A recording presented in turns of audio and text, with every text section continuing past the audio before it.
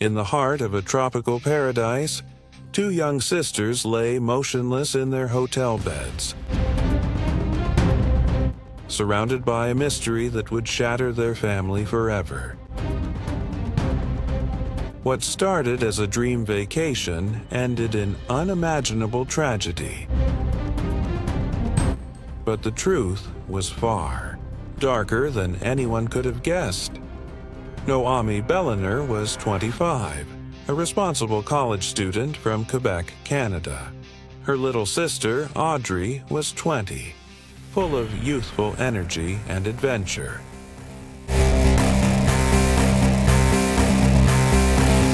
To celebrate the end of the school year, they embarked on a month-long trip across Southeast Asia.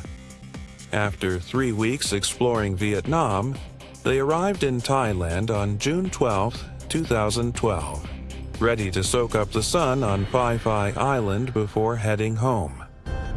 Exhausted from the journey, Noami unlocked their hotel room door and held it open for Audrey, who wheeled in their suitcases. Noami flopped onto the bed after checking the sheets. They looked spotless, no signs of bed bugs or dirt. She just wanted to rest in the cool air conditioning. Audrey, though, buzzed with excitement. In Vietnam, they'd met two charming Brazilian guys, and by sheer coincidence, the guys were heading to Thailand, too.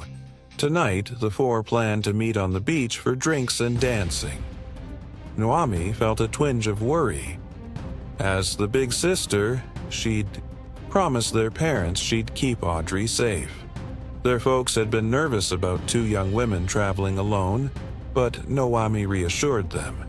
She'd watch over her sibling.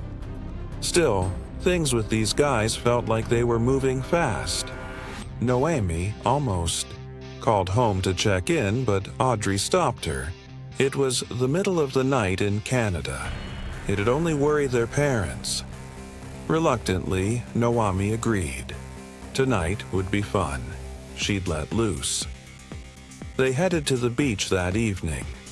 The Brazilian guys waited outside a lively bar, each holding massive buckets filled with ice and a mysterious liquid. "What are those?" the sisters asked. The guys grinned. "Special cocktails.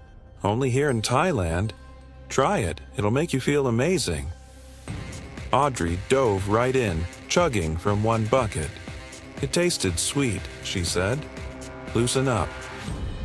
Noami hesitated, but seeing everyone around with similar drinks, she took a sip too. Hours blurred into a whirlwind of laughter, swimming in the ocean and devouring local street food.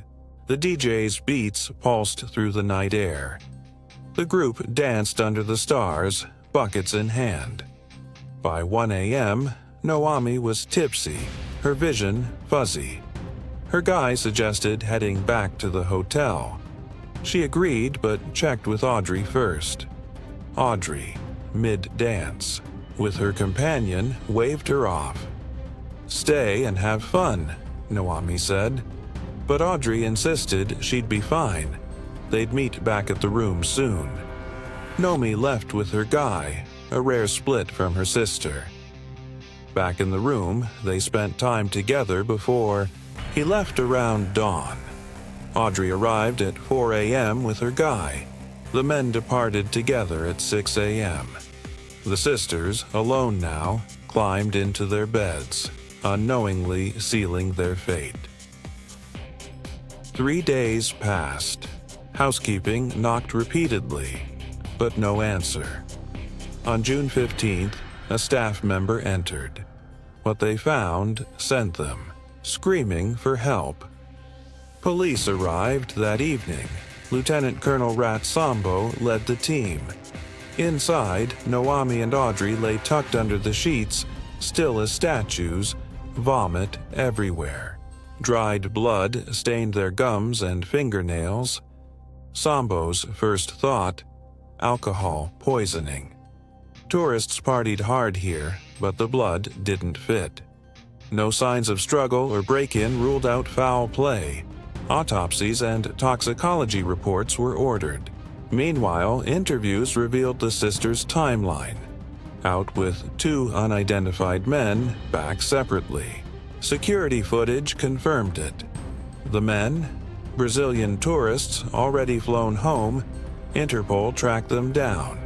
Shocked by the news, the guys admitted the girls seemed hungover when they left but insisted nothing sinister happened. Oddly, they too fell violently ill for days after, vomiting, bedridden. Sambo pivoted to illness. Food poisoning? Thailand's exotic eats like certain mushrooms or blowfish could kill, but reports showed no such toxins. Instead, traces of DEET, the bug spray chemical, lingered in the girls' systems. Those buckets? They were 4 to 100 cocktails. No booze, just crushed narcotics, cough syrup, cola, and sometimes pesticide like DET, deadly if overdosed.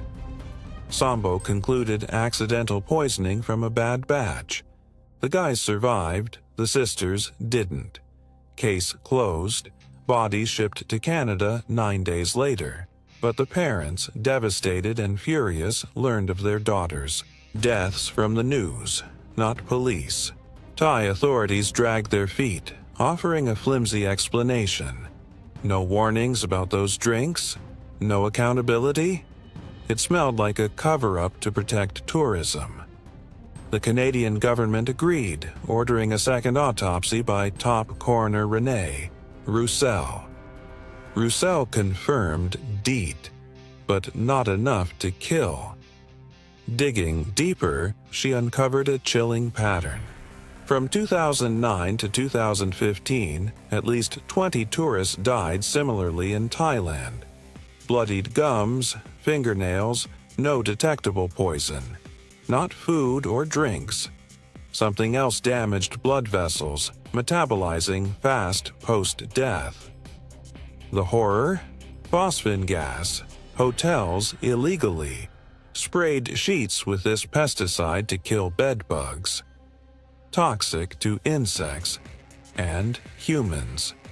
It seeped through skin, lungs. Noami checked those clean sheets. They'd just been treated. The sisters, exhausted and intoxicated, lay exposed all night. The guys left after hours sick but alive. Noami and Audrey never woke. Phosphine explained the blood, the vomit, the rapid decline. Illegal, preventable. Yet no one faced justice. Hotels cut corners, lives lost. In the face of such senseless loss, remember this. Cherish every moment with loved ones. Question the unseen dangers in paradise and fight for truth. Because in honoring the brave spirits like Noami and Audrey, we build a safer world. One where adventure doesn't end in heartbreak, but in stories of resilience and unbreakable bonds.